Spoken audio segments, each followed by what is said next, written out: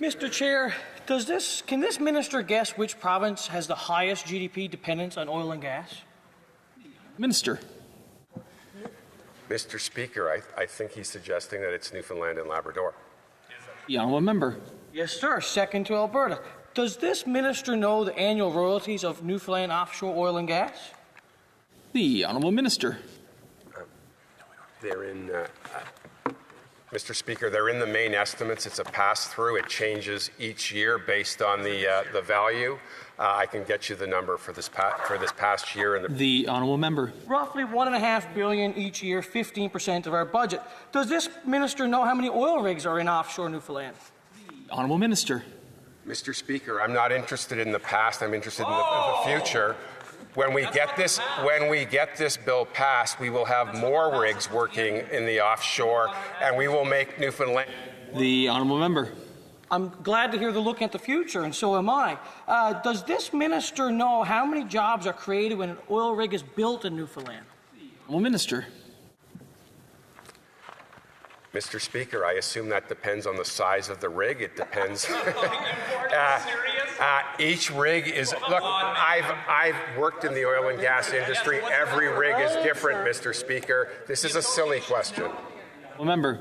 Should be over 5,000 jobs per oil rig, sometimes up to 7,500, 5,000 up to 7,500, depending on how big it is. Now, will this go... Order on both sides. Order on both sides. The honourable member.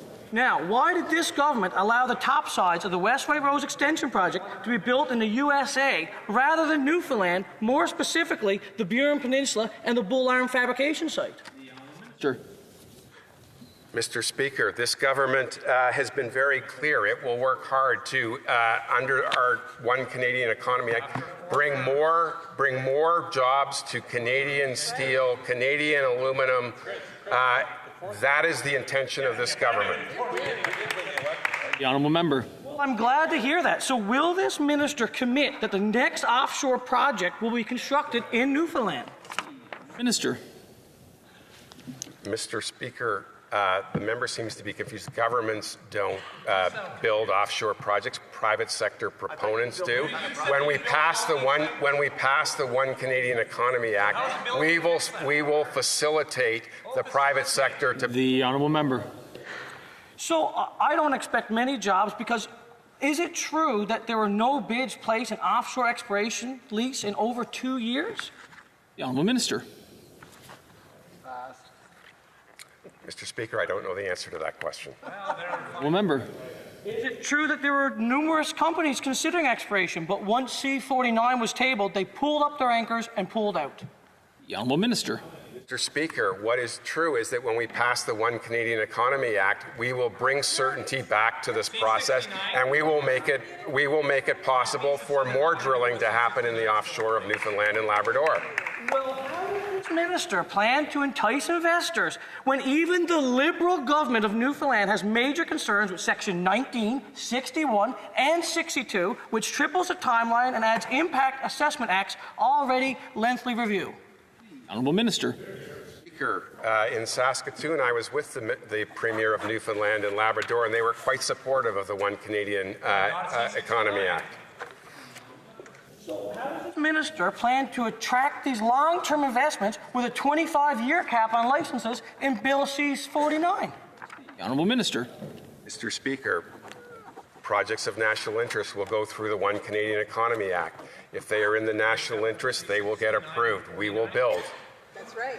Member. So you mentioned my honourable colleague on the other side mentioned the future. So is it true that by 2050, 50% of our offshore will be a marine protected area? Minister. Mr. Speaker, I can't predict what the future offshore protected area will be, so I can't answer that question. It's already been announced. Well, it's been announced that by 2030 there'll be 30%, and with expectations of 2050 to 50%. Now, is it true that if an area is becoming a marine protected area, even in the future, the federal government has the power to terminate that lease? Honourable minister. Mr. Speaker, the discussion around marine protected areas, I assume, happened 2 days ago at the discussion with the Minister of Environment. That question should have been asked there. Question, the honourable member. Mr. Chair, I think that the Speaker should refer, I think that this Honourable Minister should refer to Clause 28 of that, which do have reference to the 2050 powers, because I think this is a very powerful veto card that this government does not foresee that this sort of power will risk politicians. Give the Minister a brief opportunity to respond. The Honourable Minister.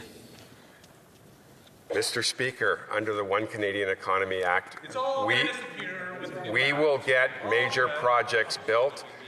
We are interested in making Canada a conventional and renewable. Order. The time's now expired for that section.